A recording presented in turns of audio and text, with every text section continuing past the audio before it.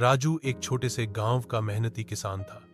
वह अपने पिता की तरह खेती करता था और मिट्टी से उसका गहरा जुड़ाव था। बचपन से ही उसने खेतों में काम करते हुए सूरज की तपिश, बारिश की बूंदें और फसल की खुशबू को महसूस किया था। राजू के पास ज्यादा जमीन नहीं थी, सिर्फ 2 बीघा खेत, लेकिन उसका सपना बड़ा था। वह चाहता था कि उसकी खेती आधुनिक हो, ताकि उसकी कमाई बढ़े और परिवार को अच्छी जिंदगी मिल सके।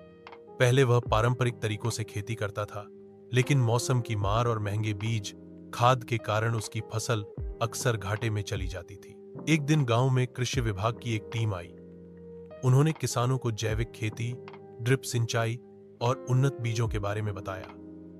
राजू ने ध्यान से सब सुना और तय किया कि वह बदलाव करेगा। गांव वाले उसका मजाक उड़ाने लगे, लेकिन राजू ने हार नहीं मानी। उसने शुरुआत की ड्रिप सिंचाई से, जिससे पानी की बचत हुई। फिर उसने जैविक खाद और कीटनाशकों का प्रयोग किया। थोड़ी मेहनत और सब्र के बाद जब पहली फसल आई, तो उसकी गुणवत्ता देखकर व्यापारी दंग रह गए। फसल अच्छे दामों में बिकी और राजू को पहली बार मुनाफा हुआ। धीरे धीरे गांव के दूसरे किसान भी उससे प्रेरणा लेने लगे।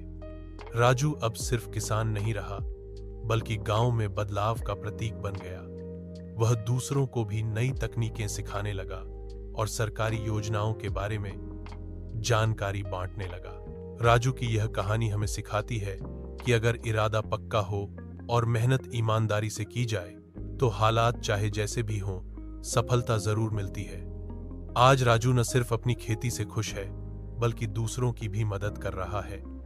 यही असली किसान की पहचान है। समाप्त।